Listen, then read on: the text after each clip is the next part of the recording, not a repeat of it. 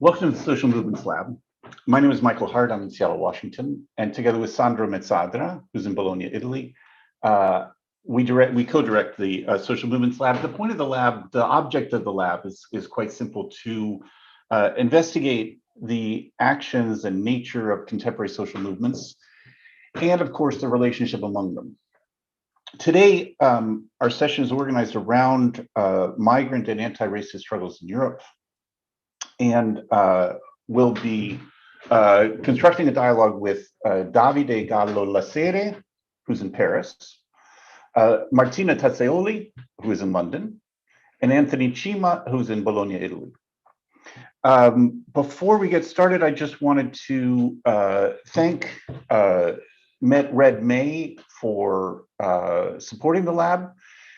May, as you know, is coming up soon, and there are lots of events organized by Red May. I would suggest going to the Red May website, finding the kinds of events that they're hosting, which are all online this year, of course, and I think you'll find it very interesting. I also wanted to thank, before getting started, our media partners, Dinamopress and EuroNomade. So to begin, I just wanted, with Davide, to ask you to give us a brief overview for people quite outside the situation of the recent actions and organizations of anti-racist and migrant struggles in France. You know, perhaps just give us a brief introduction so that we to really launch the discussion. Davide. Yeah, and thank you, Michael, Sandro, and Red May for organizing this conversation, for inviting me. As you know, in France, the last 5 years, I would say, we are witnessing a sort of long sequence of mobilization, which is made up by several continuities, but also important ruptures and breaking points. I think above all to the Yellow Vest in 2018, and of course the pandemic last spring. But it is since 2016, that is to say, since the long mobilization which took place in the 2016 spring against the labor bill with Nuit debout, that almost every 5 to 6 months we have a social movement, different social movements regarding students in the universities, regarding grassroots unions, regarding this so difficult to describe and to analyze subjectivities as the Yellow Vest, and so on and so on, and also important anti-racist struggles. So I speak here as a collective, as an activist, which participate to a collective, the Militant Inquiry Platform. You can find some text in English on the Verso, Notes from Below, or Viewpoint Societies, which was a collective of students, young scholars, and activists that was very active within this sequence in the Parisian region between 2017 and 2020. And the objective of this collective was twofold. On the one hand, to do self-training, self-education work, so starting from the mobilization that were taking place in Paris and its banlieue, but looking also very carefully at the international sphere. And on the other hand, the aim was to organize or contribute to the organization of social and political struggles, of precarious workers, students, logistics workers, anti-racist collectives, migrants, and so on, trying to connect them with each other. This was the political aim, operating like a platform to act precisely as a platform, that is to put the various subjects in contact, so making network, so to bring the families of the victims of police violence to the universities, to bring the students in front of the factory gates, to bring rank and file unionists to the banlieues, to push all these subjects to invest in the Yellow Vest movement, and the Yellow Vests to support and strengthen all these struggles, and so on and so on. So we organized a lot of actions, blockades, occupations, demonstrations, with sometimes even 15,000 demonstrators. But the practice we favored was that of inquiry, of militant inquiry. And this seemed extremely important to us for several reasons. Firstly, because it allowed us to get in touch with those who were mobilizing to change the situation, and to give visibility via the blog and the networks to this struggle. Secondly, because it gave the floor to those directly concerned without trying to represent or instrumentalize them. And thirdly, because this practice, which is a method, a political method, allowed us to elaborate, acknowledge, made by and for the struggle, par et pour les luttes in French. And this is how we came into contact with, for example, the Black Vest, the Gilets Noirs, and the Comité Adama, which are two very powerful experiences in the recent history of migrant and anti-racist movements in France. Then, of course, in recent years in France, there have been many other important experiences, movements, struggles, and political collectives related to the rights of migrants, racialized people, or and people of Muslim faith, or consider it as such, such as the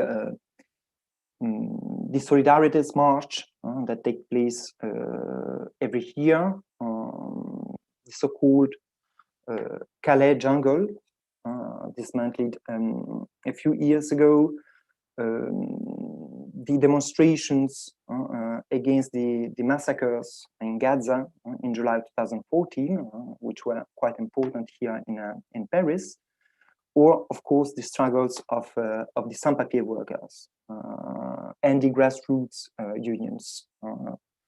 But then we could also mention, for example, the important coordination against Islamophobia and the infamous law on so-called separatism. I don't know to what extent how much was said about this law in the US last autumn.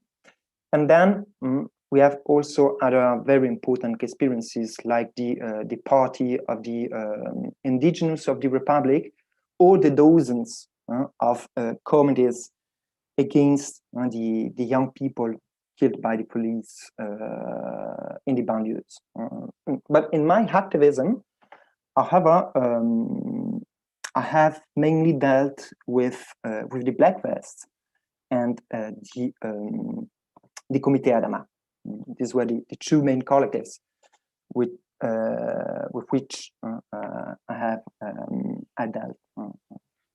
So maybe you can tell us a bit more about the peculiarity of the Gilets Noirs, the Black Vests, within this landscape of struggles and movements that you have outlined. what was really important in the birth and the development of the Black Vest? Yeah, thank you for asking this question, Sandro. As far as the Black Vests are concerned, I think it's important to take into account the development of the movement, the different stages of its constitution, of its organization, which is of fundamental importance in understanding how the Black Vests managed to carry out the spectacular actions they did. So the first appearance of what would later become the Black Vests date back to autumn 2018 and winter 2019. So right around the time the Yellow Vests were raised. And the Black Vests made several actions at that time at the Comédie Française and at the Paris prefecture to regularize the situation of the sans-papiers.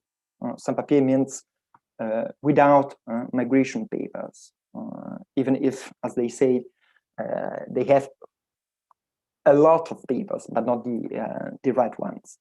And from the beginning on, there were a lot of them, even more than 1,000 sans-papiers, especially in front of the prefecture. And their aim, this is quite interesting, was to obtain a collective regulation. So papers for all migrants participating in the actions, in the political dynamic. So not therefore an individual regularization, one by one, according to the administrative rules enforced, and unions, as the CGT, to privilege this way of doing. They wanted instead a political solution, a common solution.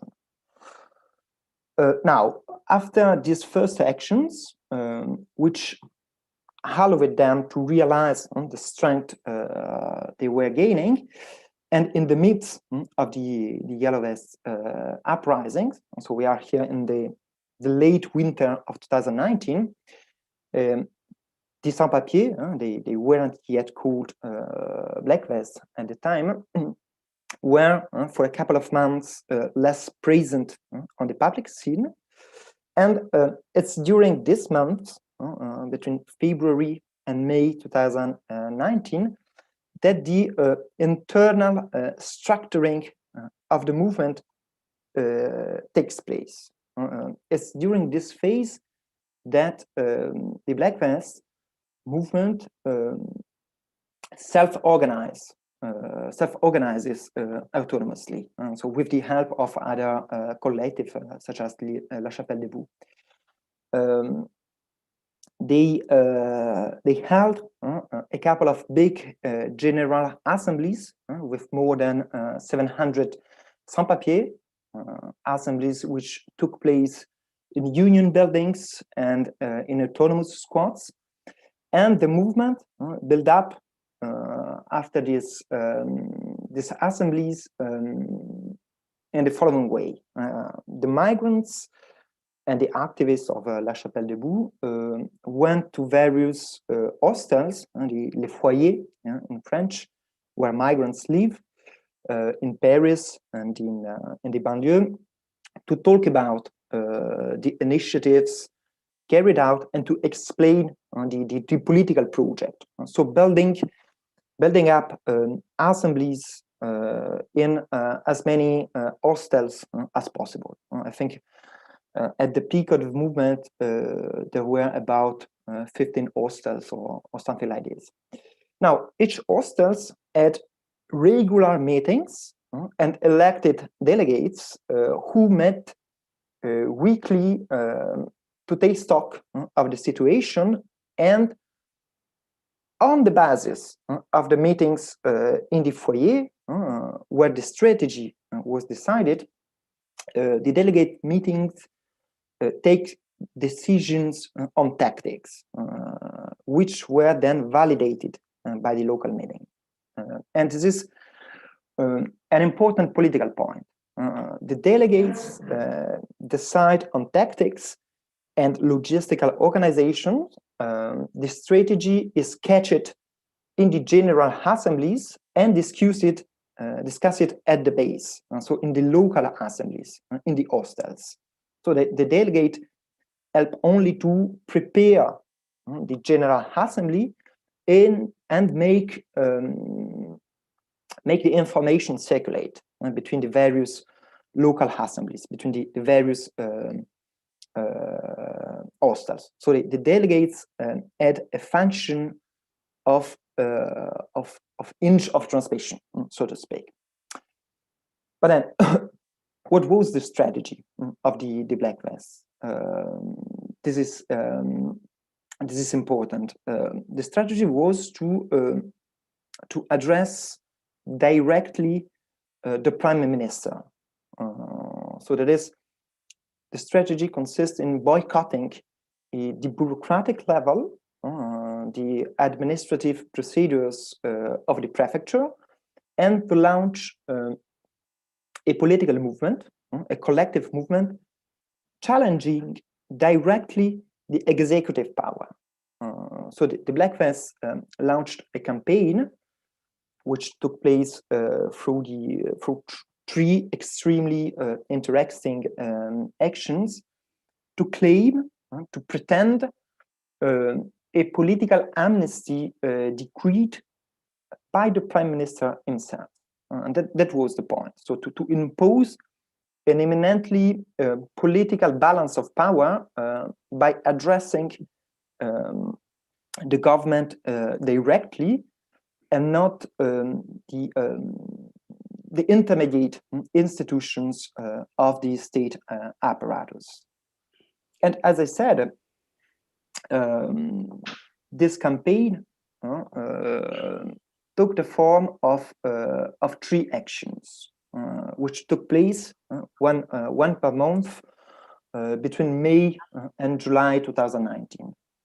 Three actions aimed at striking at the system, at a significant part of the system of migrants' oppression in French society. So the first action took place at the Charles de Gaulle airport, from which migrants are deported. The second at the headquarters of Elior, in the financial district of La Défense. Elior is a large multinational that exploits sans-papiers and very often also in migrants detention centers. That's why it has been chosen as a target. And the third action took place at the Pantheon, where the great men of the French Republic are buried, but where there is no trace of the colonial memory and legacy of the French Republic, and where there is no trace of the constitutive role of migrants in this. You can find a lot of... Yeah. Oh, sorry. I thought I just wanted to clarify, to return to one thing I think super clear and helpful with what you're doing. I just wanted to clarify something from the outside about the composition of the Gilets Noirs, of the Black Vests. I guess I want to be clear about who are those who compose the Gilets Noirs. Like, are all of them undocumented? Is it like, what is the relationship in that question between Gilets Noirs and the questions about documentation and the Black French population, that are of course not undocumented? And the other one is about relationship between, and maybe this has to do with the composition that I haven't quite understood, with other undocumented populations that are the Gilets Noirs only Black undocumented populations, or do undocumented from Maghreb or other places, or maybe other things you could say about the composition. I mean, even simple things like what's the gender composition of the Gilets Noirs? You gave great examples about how they're organized in the assembly form. I was just wondering about who they are, I guess. Does that make sense? Yes, yes. No, I think they are almost whole coming from the sub-Saharan Africa, almost all of them, and especially from the France-Afrique, so the ex-colonized countries colonized by France, but also you have some of them coming from Sudan and the Eastern Cone, but really most of them from Mali, Niger, Cameroon, Senegal, and so on. They are, in terms of generational compositions, many quite young, between 25 and 30, 35, but you have also some older peoples. Almost all are undocumented migrants, and the fact that they want the collective regularization. Then you have in the hostels some migrants with documents, with paper, who participate to the dynamics of politicization and participate to the actions. And then the relations with the other segments of civil society in Paris is at stake during the actions. That is to say that also the assemblies, the general assemblies of Black Vests you have, they are co-organized with the help of La Chapelle des Boues, which is a quite small collective, but which played an important role in this process of structuring the Black Vest movement, which is composed by quite young militant French and non-French, white and non-whites, quite mixed. But the relations with other components and Black peoples of living in Paris and in the banlieues took place during the actions. That is to say that the actions are organized by Yellow Vest, by the Black Vest, but then they called to participate to other components. But as these actions, occupation of the airport, occupation of the headquarters of an important corporations, the occupation of the Pantheon need to be secretly organized, only militant which work with Black Vests know before the existence of this action, and then you can join them when the independent media and the Black Vest and La Chapelle des Boues social media make communication on the action. So for supporting the action from the exterior, which is quite important for containing the role of the police, for making circulate the information. Let me ask a last question, Davide. You speak of the Black Vests, and of course, what comes to my mind is the big movement of the sans-papiers in the early 1990s as a significant antecedent. And it was really an important movement, which gave rise to a wave of struggles around across Europe, in Spain, in Italy, in Greece, in Switzerland, in Sweden, in many European countries. What strikes me is that couple of decades later, we are confronted with a a similar composition of the movement, which tends to reproduce a kind of split between black undocumented migrants coming from sub-Saharan Africa and the black French population, the black and bear French population living in the banlieues, in the peripheries. That was a kind of distinctive feature of the movement in the early 90s, but also in the following years, up to the uprisings in the banlieues in 2005. So my question is whether there were in the last couple of years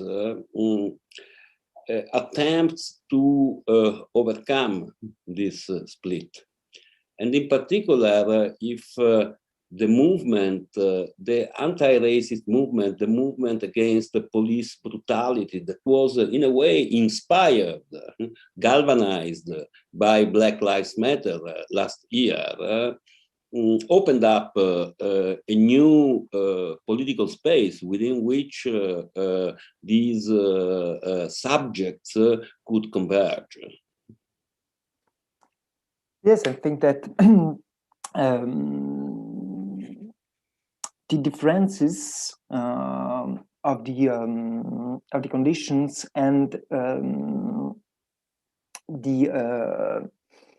these articulations between suburbs, the banlieues, French banlieues movements, and especially the committees against the police violence and the sans-papiers are still there. We have seen some connections. For example, the Black Vests participate every year to the Marche de Solidarité, Solidarity's March, which is mostly, but not only, organized by the families victims of the police violence. They were there in Beaumont-sur-Oise, which is the little village from which came Adama Traoré.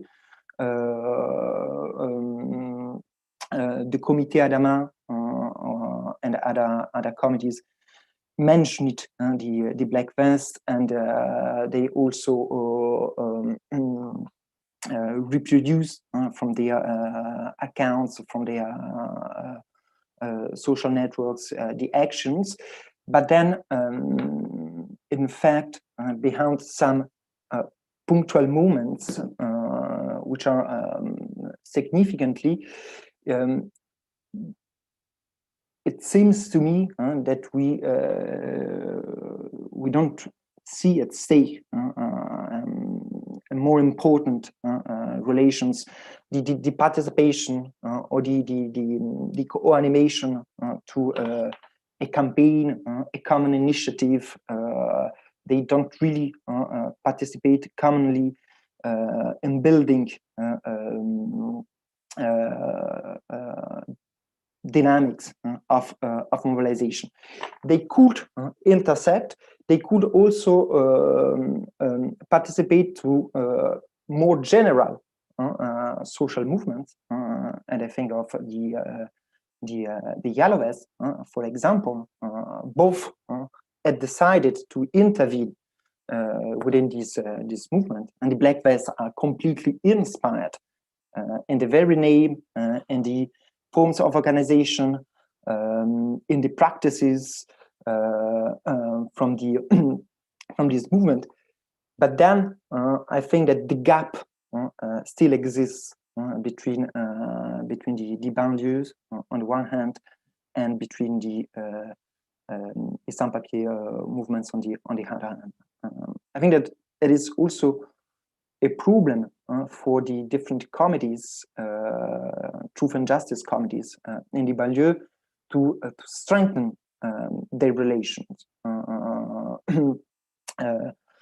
It is true that the coordination of the different families in the recent years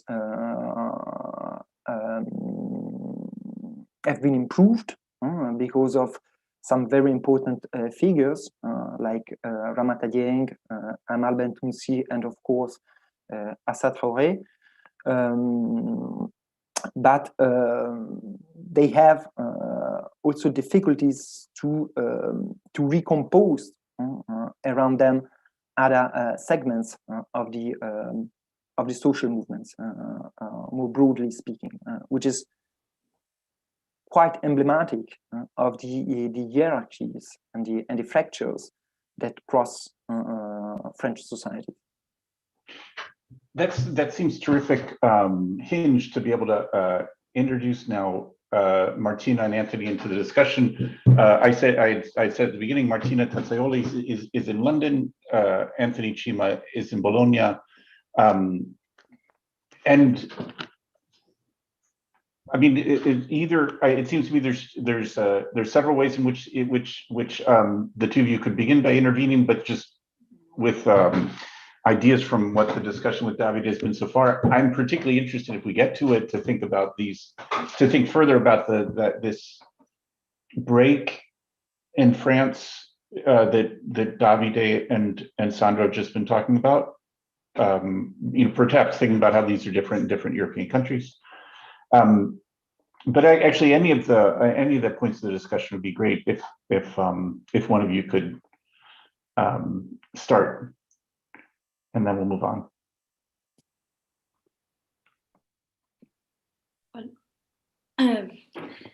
Maybe I can say a couple of words about what happened in the UK the last year with the Black Lives Matter movements that Sandro mentioned. So I think, yeah, this has been really a great opportunity, not only for politicizing the pandemic, right? The Black Lives Matter, really opened a new way of tackling the discourse on the pandemic, bringing at the core the racializing dimension at stake in the management of COVID-19, but in particular, has been a particular crucial moment in London for bridging struggles against immigration detention and struggles for racial justice.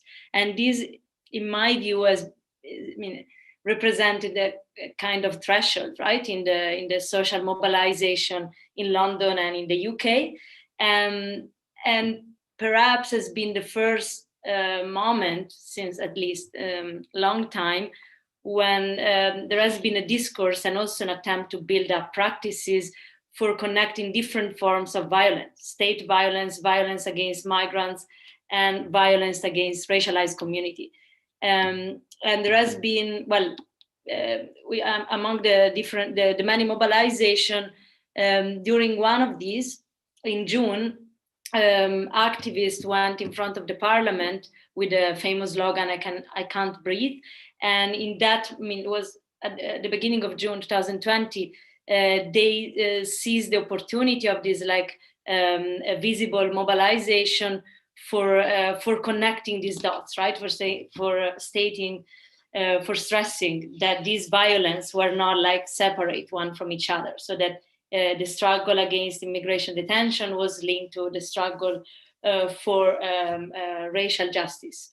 And so this has been, in my view, a moment of change also as part of the no border movement in the UK that has always tended to be quite confined and circumscribed to certain reality.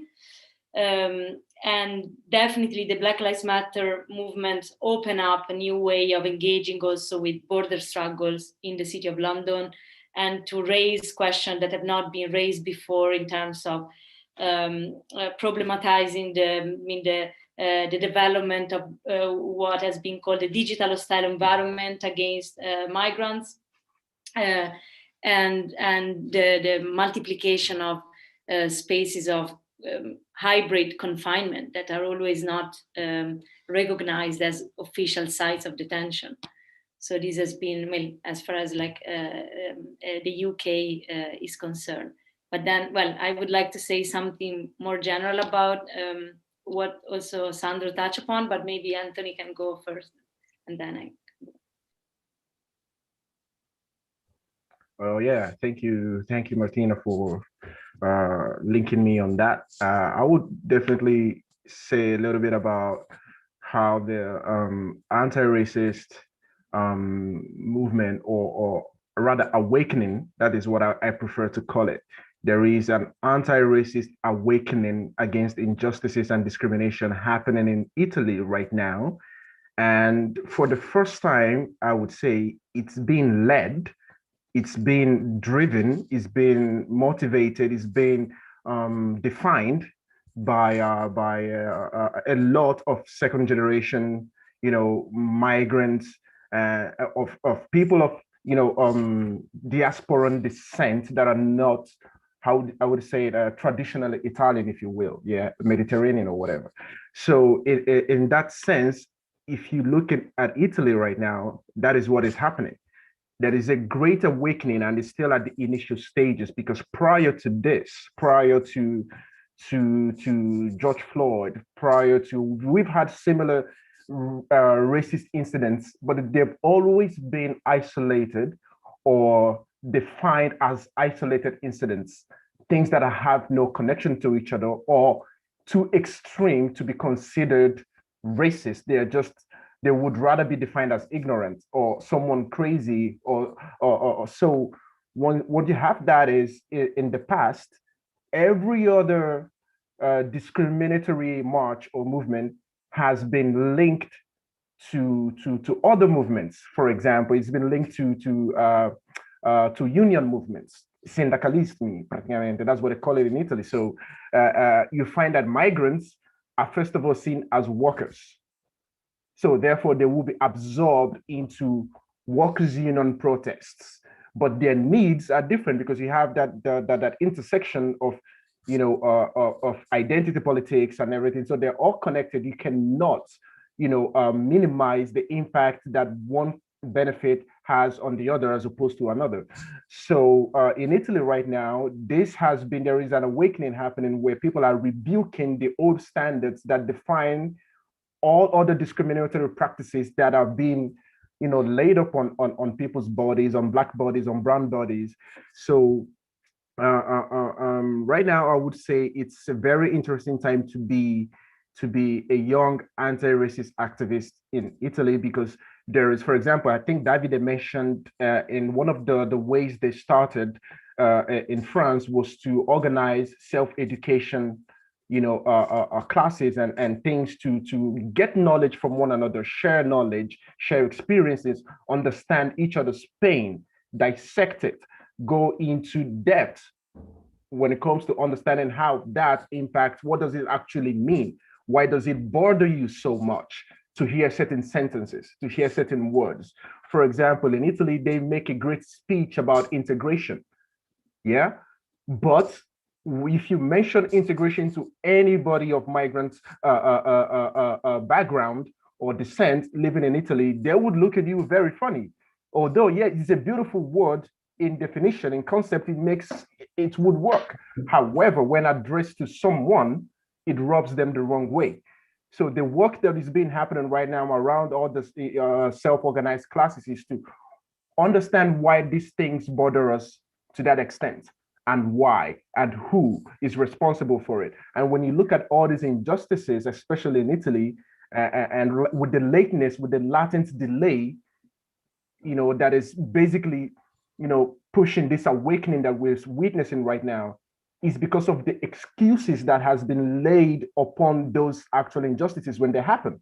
They will tell you that, oh, it's ignorant, or they will tell you that, oh, it's an isolated incident, or they will probably tell you that they will make excuses for you, and you come to believe those excuses to the point that you become delusioned at even thinking that those things don't happen.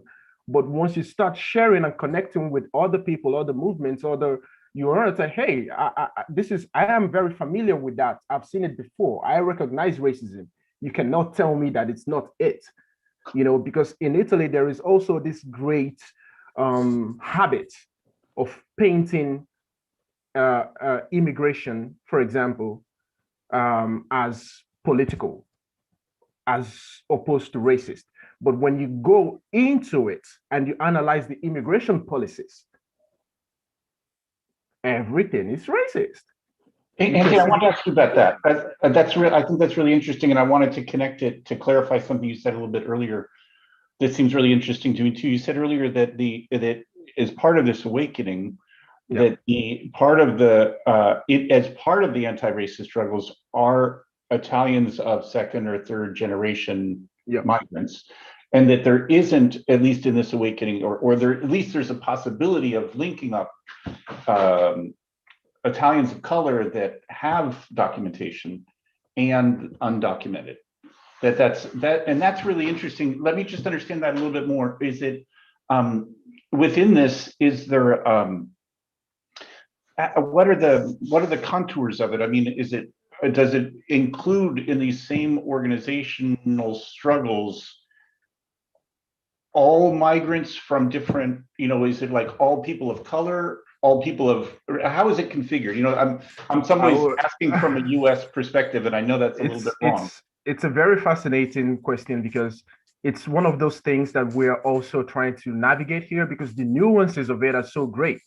Mm-hmm. At the beginning, you think you know everything, you think that all the experiences are similar, and then you find out that the nuances, there are so many nuances that configure the experiences in a way that is different for everyone.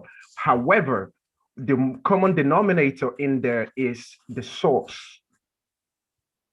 So when I talk about the discriminations I face, and my Vietnamese friend talks about the discrimination she faces, my my Filipino friend at basketball game talks about the discrimination they face from work, and my migrant friend that just came that doesn't even have his papers yet, or their papers yet, they talk about we have different, like the different experiences of injustices are different, but the common denominator is the source. So we know who's responsible. We know where it's coming from. It's white supremacy. It's capitalism. It's the culture of exploitation that is responsible. So that is the thing that brings us together. However, due to the different experiences, it's also difficult to communicate with each other. Not in the sense of communicating that they cannot understand me, but I do not know what to say. A practical example would be, a few months ago, I have been living in Italy for a long time, okay, since I was a teenager, like 13 years. I remember the stages of my, the stages where I got to where I decided, okay, this is the point where I can say I am Italian. Yeah, in my mind, I know when it happened. But a young migrant that has been in Italy for 2 years asked me, when was the time you know that you are Italian? Because at a certain point, I'm like, shh, after 10 years, you cannot tell me that I do not belong here, because I've spent half of my adult life here, as opposed to from my from my parents' from homeland. So when you get to that point, he was asking me this question because it came from a conversation we were having with other. He's a refugee. This guy is a refugee, so it's a true story. He's a refugee kid. And we were having conversations about how to intersect, our experiences, because living in Italy for a longer time, I could help him, give him some tips on how to navigate the Italian social discourse, for example. And during that conversation, I noticed that I was having difficulties in choosing the right words, because my words were now the words of a 30-year-old university graduate, 17-year experience living in Italy, migrant descent. His language, his Italian vocabulary is, I just got here. So in the midst of that conversation, there is a disparity, there is a length. We're standing face to face with each other, but there is a distance between him and I due to the language barrier. And in that conversation, there were two Italian girls, white girls, that were there translating my words to him. And I'm like, how is this possible that I cannot even communicate in the most direct way to someone that is having the same struggle as me or similar as me? So that is another clear reference of the issues that might be going on there. The second one would be, the politics of it all, to the point that when people when we're talking immigration, for example, in Italy, it's always coined or framed in the aspect of politics. It's just politics. There is no discrimination there, to the point that even second, third generation of migrants of migrant descent background in Italy believe that. Until last year, so many people would not even consider or know, like for example, when they were kids, they would go to the questura, to the police station, to get their papers and everything. But that was experienced when they were kids. Okay, when you become 18, you get the Italian citizenship, and there's a whole nother kind of worms to open. Okay, but to a certain point, a migrant is still going through that process. As we are speaking, the pandemic has affected so many migrants to the point that their papers, which they paid for with their own money, is still not being delivered to them. And they're walking around with a paper, with a receipt, permesso di soggiorno, and the receipt that is supposed to be given to them and say, hey, this is your validation to stay in this country. You paid for it with your own money, but it's not delivered to you. And you will not get it until it expires, and you have to renew it again, paying more money on that. So there are so many levels of nuances that surround this. And right now, a lot of these conversations are happening, and it's being transmitted on a high level where it's no longer easy to deny or to shy away from. People are calling this situation out. And most of the people living this are young, Black and brown, kids, and they understand the difficulties that people on the other side are facing as well, with regards to the difficulty. So they're basically, it's about using your own privilege at the disposition or at the disposal of service for a greater cause.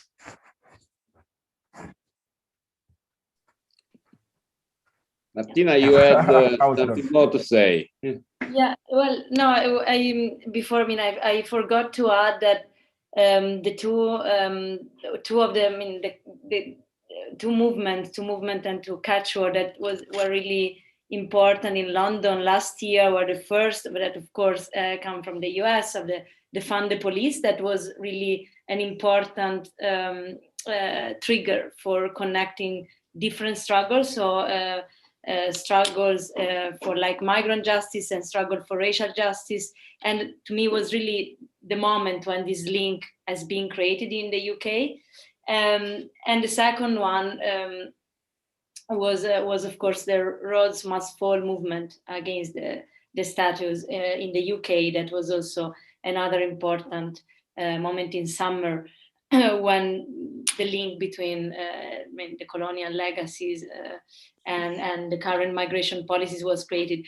But the other point that I wanted to make, following up what Davide said and also Sandro.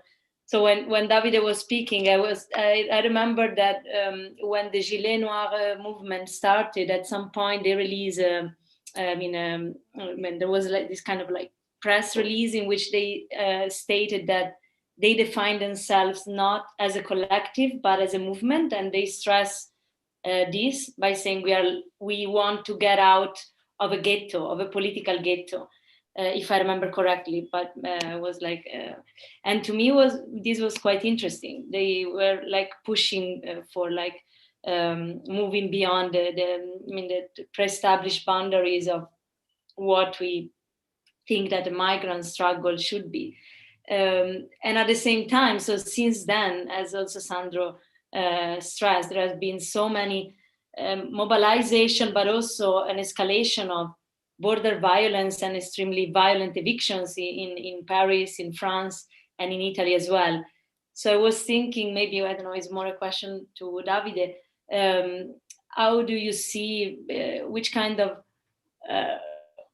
how do you see the role of tracing a memory, right, of building an archive of these mobilization that are constantly exposed to eviction, right, at the level of the spaces that they occupy, but at the same time there is something that is transmitted over time. So the Gilets Noirs that comes from the sans-papier movement, and also this vocabulary of struggles that have been that has been transmitted over the last decade since the occupation of the Tunisian de Lampedusa à Paris in 2011, and then the Lampedusa in Hamburg movement and the Lampedusa in Berlin. So there have been all these experiences that are quite clear maybe in our minds, but at the same time are subjected to erasure, right? Two things. I think that the memory of movements is quite important, and in fact, Sandro has remembered the occupations of Église Saint-Ambroise and the Église Saint-Bernard in 1996, and in fact, for militants for sans-papiers who are in France since many years. They mentioned this experience which were also quite important for the French activists of La Chapelle-des-Boues. They always they've spoken about this previous experience, which was important in terms of political imaginary and the occupation of spaces, the fact of bypassing the prefecture for asking a political amnesty. It's of course a legacy of the 1990s. Then the other thing that you mentioned, we are not a collective, we are a movement. That means two things. The first of which is the fact that it was an open space, and in fact it was quite impressive to see to what extent the movement has grew up in a couple of months. Seeing 1,500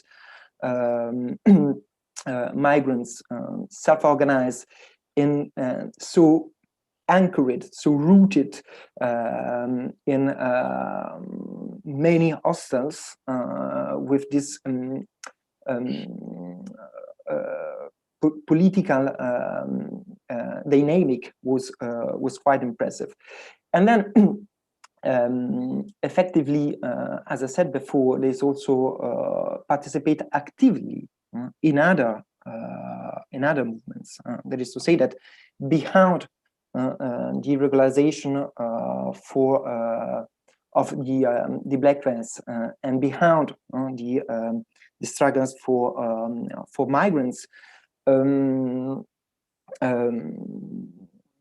this movement also participated actively in the movement against the pension reform, so thematizing the question of social rights and the right to income from their own point of view, that of migrants who work a lot but are paid little, often on the black market, and moreover without citizenship.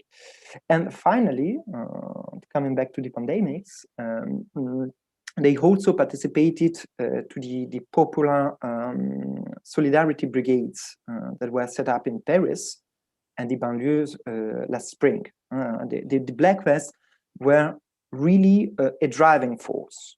They were present in almost all of the 25 brigades that were set up, and they self-organized various forms of mutual support in the various neighborhoods.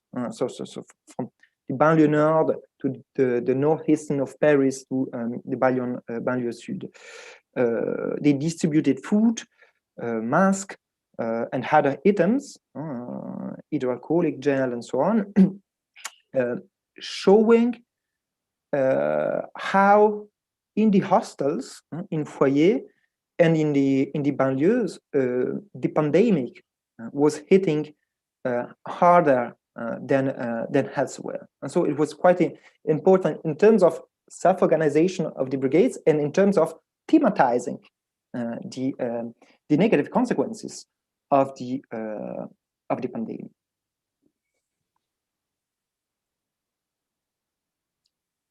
maybe there is still time for a short remark. We have been talking about migrant and anti-racist struggles in 3 national spaces, in France, in the UK, in Italy. And there is a need to do that. At the same time, there are dimensions of migrant struggles that cannot be reduced to national spaces. There is a transnational dimension that is always very important in each migrant struggle, independently of connections established by activists. It is the very condition of migrants that is predicated upon transnational networks that provide important results for struggle. And then there are many migrant struggles in and around Europe that are not fought in national spaces, that are rather fought against and around borders, across the Mediterranean, for instance. So I think it is important to keep in mind that, let's say, the landscape of migrant struggles in this part of the world is a very wide and heterogeneous landscape. And the spatial coordinates of migrant struggles are complex, cannot be reduced to, let's say, the norm of the nation. I don't know if you have any comment on that. Yeah, I think this multiplication of struggles in the Mediterranean frontier is very important to follow, because it seems also to follow the displacement of the border itself and all of this hotspot area, informal hotspot area as well. So now there are many migrant struggles, mobilization and collective hunger strikes and self-harming protests going on the Canary Islands, for instance, that is considered the new space of containment of Europe. And it was something that before we have witnessed in Italy when the hotspot, the official hotspot opened in 2015, and in a different manner, also in a more silent manner sometimes in Greece. So I think that this multiplication of, and that there has been to some extent also an acceleration, in my opinion, with the pandemic, in terms of border violence enforced in the name of this ambivalent logic of contain to protect. So contain the migrants in these spaces that are not classified as detention sites in the name of their own protection against the virus. But this has also multiplied the occasion in which migrants not only protest against confinement, but also organize mobilization, silent mobilization to escape these so-called spaces of hosting center that turn out to be super unsafe and hostile environment. I share that 100%. Actually, something similar occurred in Bologna, has been occurring in Bologna for the past year and a half. Actually, there is another collective in Bologna called Coordinamento Migranti. Credit has to go to them for the work they've been doing for a very long time with regards to migrant welfare in the city of Bologna. And actually a week ago, if I'm not mistaken, they managed to pull a crowd of journalists to actually go to a particular center of identification and detentions center here in Bologna, where a very unproportional number of migrants were being housed in this in this facility in a street called Via Mattei, if I'm not mistaken. I could be getting this wrong. And yes, and the journalists were there. They had to go in, and for several occasions, they've attempted to bring journalists into the facility to see the conditions, as Sandro mentioned, the conditions on which migrants were being housed, and it wasn't anything humane. The humanity in those conditions is lost. It's not present. Their voices are not present. Even this discussion that we're having here, migrants should be in this conversation, in my opinion. But also the fact that the disparity, the distance between where they are now and the space in which this conversation is happening also is a testament of, the length and the struggle, and metaphorically, if you will. And in my humble opinion, I think they should be given the space to be included in the conversation, not as passive victims, but as people who have a collective solution to the conditions and struggles that they are actually facing. I believe their voice should be accounted for, their opinion, they should be tasked as well, but not entirely, because that would be unfair with the task of coming up with solutions for the conditions that they are facing. However, they must be included. They must be included in the conversation. It shouldn't be from a top down or a situation where the solidarity process is full of forms of hierarchy. It must be void of hierarchy and a very horizontal approach where their voice is central and must be heard. And that goes for anti-racist movements as well. Yes, the process must be, decentralized from a space, from a vertical point of view, and brought down to consolidate some kind of accountability where everyone, contributes to the process of finding solutions that is suitable for, for better conditions of living, I believe.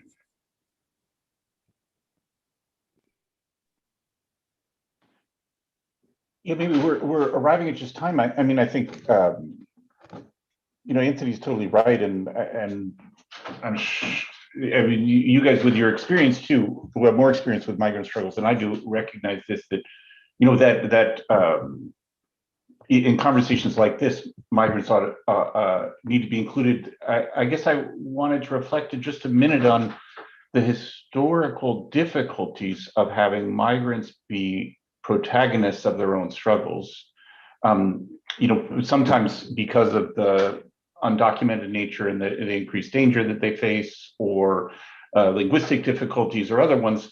One of the things that I've found quite interesting in the conversation are the ways in which the three of you have pointed to ways that in the different national contexts, migrants are also undocumented migrants are and have been, perpetuating a legacy, like going back at least to the 80s, of migrants being able to become protagonists of their own struggles. And that seems really super important thing to understand and pursue. And it seems to me one of the interesting things. There are a lot of other interesting things in this conversation over the last hour, but one that most stands out to me. Maybe though we do try to keep discipline of stopping after the hour, and we've arrived at the hour, because if we don't exert that discipline, we go on for a very long time, since it's a really interesting question. I wanted to thank you all. I guess I should just introduce everyone just to end. Of course, Sandro Mezzadra in Bologna, Anthony Chima also in Bologna, in a different place, Martina Tazzioli in London, Davide Gallo Lassere in Paris. Thanks very much. I thought it was a really great discussion. Thanks very much.